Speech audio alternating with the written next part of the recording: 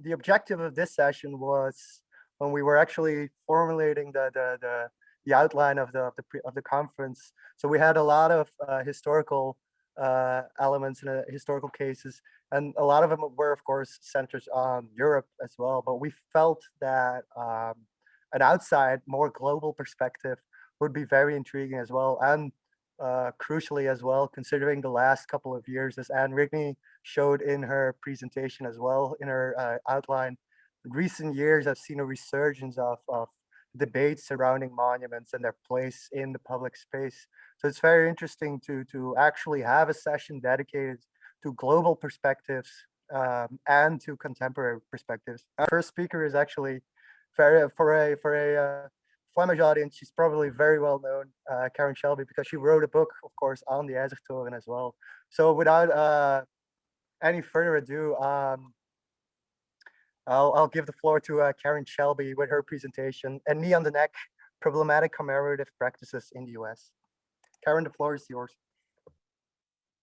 So in my abstract, I said I would be talking about 3 contemporary pieces. I'm only going to be talking about 2 because of the time constraints, and I'll jump right in. So while the laws and policies erected to institutionalize segregation have largely been overturned, the antagonism, intolerance, and indifference toward Black Americans remains. This is most visible in our built environment. Across 50 states and 9.8 kilometers, I don't know how you do that, squared kilometers, few Black Americans and their stories or contributions are monumentalized. This is in stark contrast to the over 1,500 monuments alone that were raised in support of the short-lived Confederate States of America from 1861 to 65. The majority of these monuments were raised in 3 periods. First, during the, quote, reconciliation of the North and the South United States after the Civil War, solely through initiative of private groups colonizing public space. 2, in the early 1900s, in conjunction with the rise of the Jim Crow laws and white supremacy in the South. And 3, in the 1950s, in reaction to the rise of the civil rights movement. Strategically placed in public spaces, specifically outside courthouses and community squares, statues of Confederate leaders were used to underscore white supremacy and the disenfranchisement of Black Americans. They were not raised in direct relation to war remembrance practice. Discourse surrounding the dismantling of these monuments coincided with the waves of activism that rose from the Black Lives Matter movement, a group dedicated to acknowledging the injustices wrought upon Black people across the globe. The Black Lives Matter movement inspired not only the beginnings of a structural political reform, but also raised questions of whether objects erected to a Confederate past should be removed or recontextualized, given the violence toward Black Americans that these monuments celebrated. While globally, the destruction of memorials is connected to the murder of George Floyd, whom you see here in a portrait, the issue began years earlier, coming to the fore after the murder of this is going to move slowly, I think. Oh, here, sorry. Okay, the murder of 9 Black Americans at Mother Emanuel Church in 2015. The first part of this paper provides a brief history of Nathan Bedford Forrest, whose, quote, accomplishments are writ large throughout the South. Efforts to remove references to Forrest began in earnest after the murders at Mother Emanuel and regained energy after Floyd's death. So here's Nathan Bedford Forrest, 1821 to 1877. Forrest was a prominent Confederate Army cavalry general during the American Civil War. He and his troops were responsible for the massacre of Black Union troops stationed at Fort Pillow, Tennessee in April 1604, among many other lauded Confederate victories. There is a hidden legacy of Black Americans in many of the statues raised to the history of the United States, and this is true within Forrest himself. He was the first Grand Wizard of the Ku Klux Klan. He served from 1867 to 69. Which sought to overthrow the Republican state governments in the South through voter intimidation and also targeted violence against African-American leaders.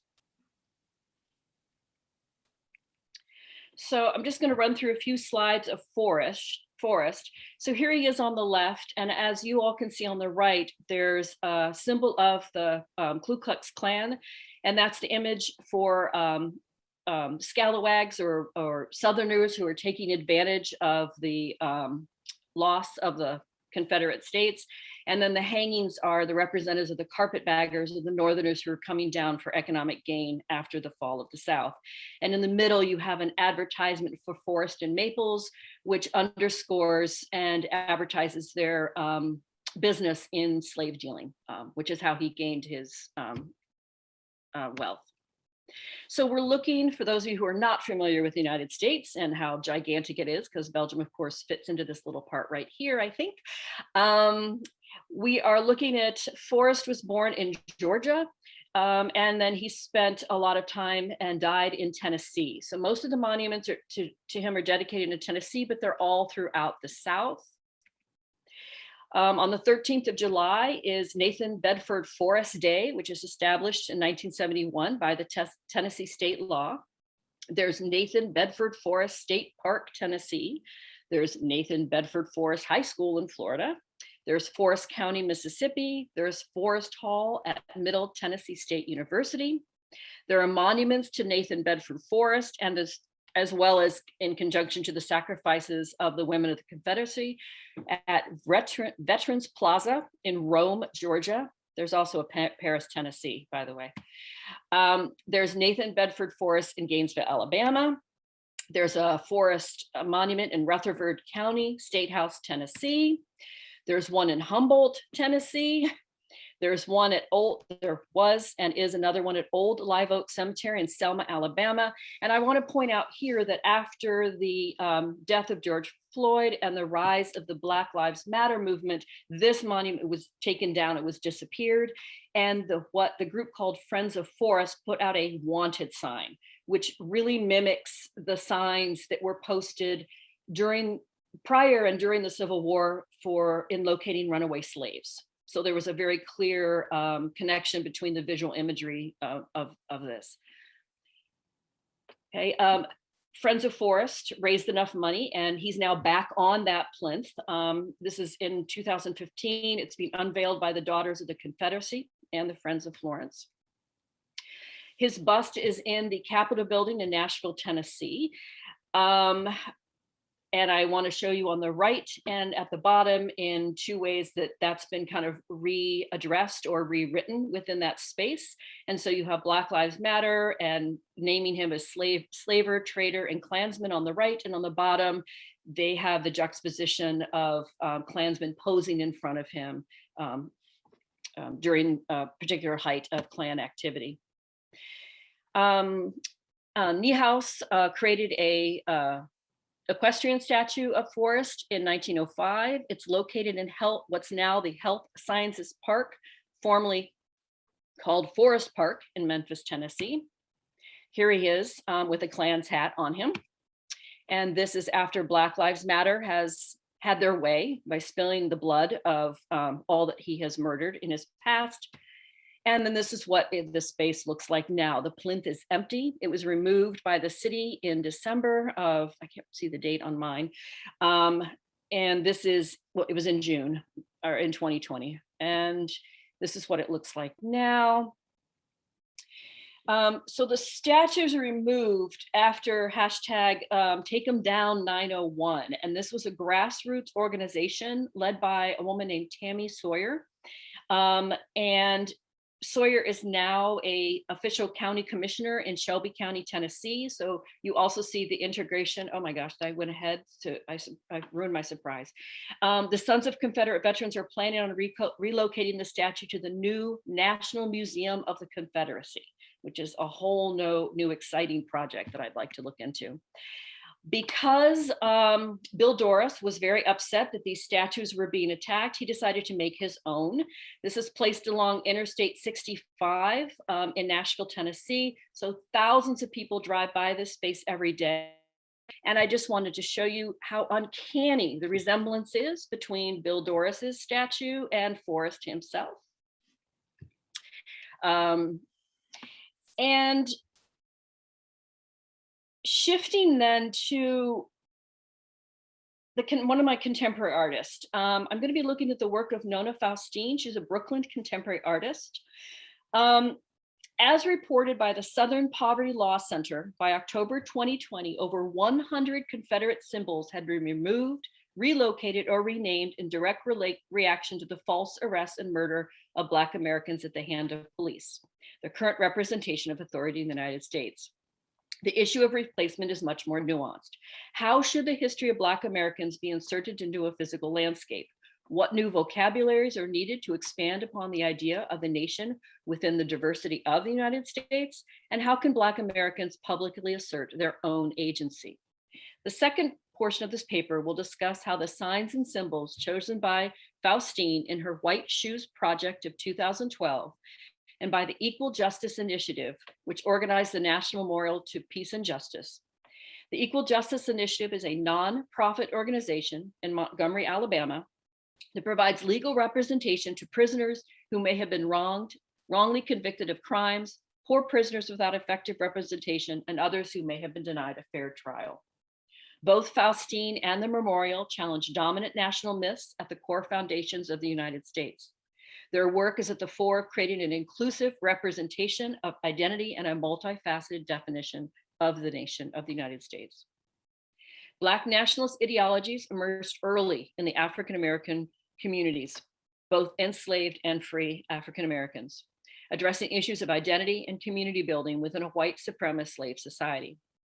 Black nationalism as an ideological, intellectual, political, and cultural manifestation of the African-American movement aimed to challenge American racist capitalist structures and to redefine the relationship between Black and white Americans so that American apartheid could be dismantled and Black America could be liberated and developed.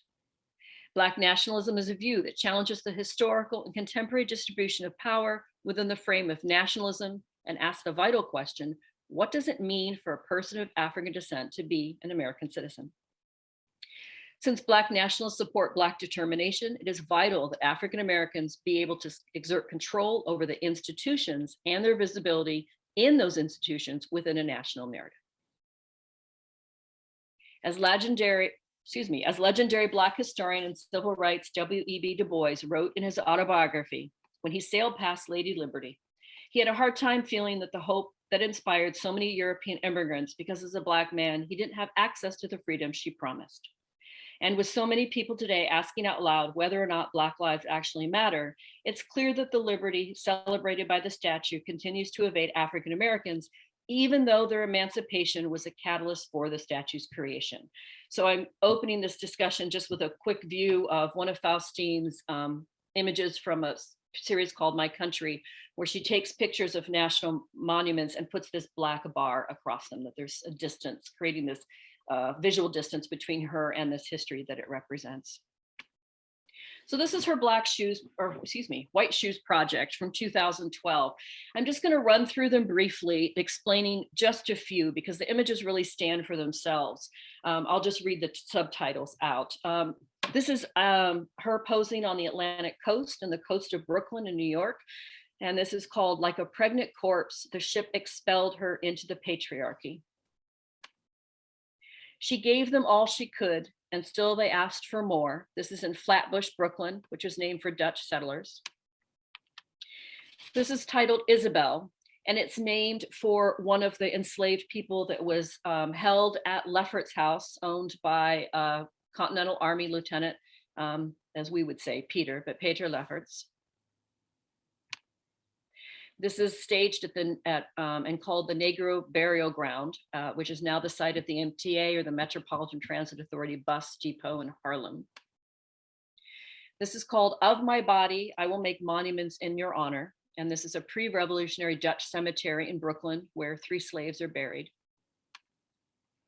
And this is called From Her Body Came Their Greatest Wealth. And this is in a financial district on the corner of Wall Street and Wall and Pearl Street, site of the first slave market in the United States.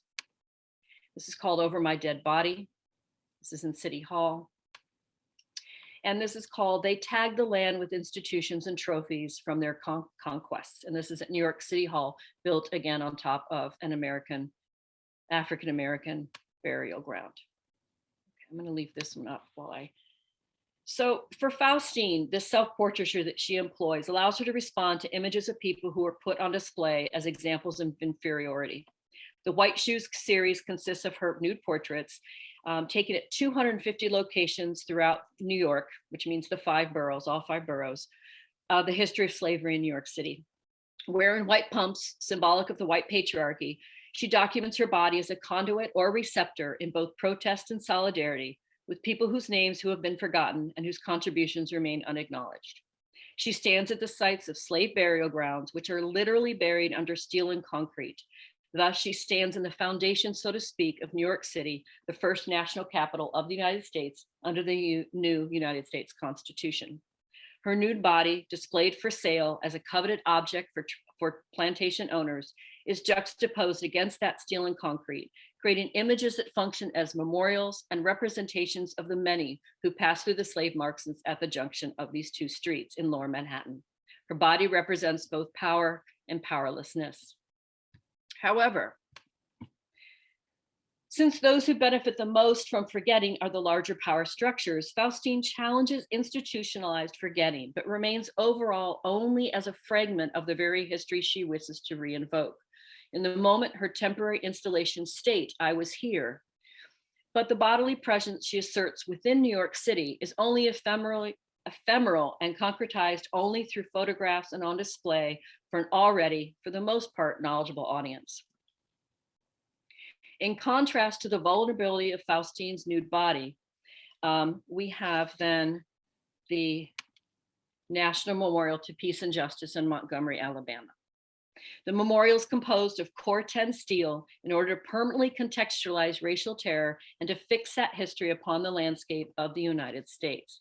Now, this is going to be hard for me to read because of the bar on the side. Can I minimize it? Okay. The National Memorial for Peace and Justice, which opened to the public on April 26, 2018, is the nation's first memorial dedicated to the legacy of enslaved Black people, people terrorized by lynching, African Americans humiliated by racial segregation and Jim Crow, and people of color burdened with contemporary presumptions of guilt and police violence. I'm going to skip these because I'm worried about time. Okay, so this is the National Memorial Peace and Justice in Montgomery, Alabama. And what you see, this is a view, you enter from a different angle, but I want to demonstrate how when you walk through the memorial in this direction, you are walking on even ground. And as you move through these plinths or these hanging Core 10 steel monuments, the ground drops beneath you. So eventually you as the visitor are standing beneath these hanging pieces looking up at them. The memorial starts with a sculpture by Okoto Bamfo, which is a way to honor the Middle Passage and demonstrates the terror that families would have felt as they were brought into the market site, which is located just a mile from this memorial in the city center. It closes with a sculpture by Dana King Thomas, called Guided by Justice, and it's dedicated to the women who led the Alabama bus boycotts in the 1960s. This is what one sees when one enters the memorial. You walk towards them and they are literally one-to-one perspective. So you come face to face with above the name of the county, and all 50 states are almost all 50 states are represented within the memorial, and the names of those individuals lynched within that community or within that county. As you move through the space, you are surrounded by these Core 10 steel monuments. Some have many, many names, some have one, some have few, some say anonymous, and you are surrounded literally by this kind of immersive experience. Occasionally, as you wander through, you find your own family. This is my family in Shelby County, Tennessee, and Shelby County, Kentucky. So the implication is that most of these counties are named after those white Americans who arrived in this country first, and our names carry the sites of these violence. Here's the image as you walk through and they start to rise above the visitors. Here's another image. And then finally, we're looking at the place name, the county name at the underneath of the monument. And I'm going to show you just a close-up of some of these steel plaques right here. You can see at the bottom, there's small bits of information, and they simply narrate not all, but a few of the more harrowing incidences of lynching. So the one on the left is Bally Crutchfield was lynched in Rome, Tennessee in 1901 by a mob searching for her brother. And on the right, Henry Patterson was lynched in LaBelle, Florida in 1926 for asking a white woman for a drink of water. When you exit the memorial, this is what you see. These are cenotaphs. They are they're essentially cenotaphs. They're duplications of every single one of the plinths you just walked through, including all of the names and the counties, and they're there waiting to be claimed. The Equal Justice Initiative believes that this process of claiming duplicate monuments will, quote, change the built environment of the Deep South and beyond to more honestly reflect our history. And at the time of my visit, which was 2 years ago, only one had been claimed and placed within the city center, and that was in Birmingham, Alabama. So the counter monumentality of both Faustine and the Memorial for Peace and Justice create experiential landscapes that move beyond a mere observational gaze. Viewers are invited to participate in and with the built environment in new ways in order to acknowledge these public spaces as sites of nationalism constructed through slave labor, Jim Crow, and the current public spectacles of police violence. Thank you very much.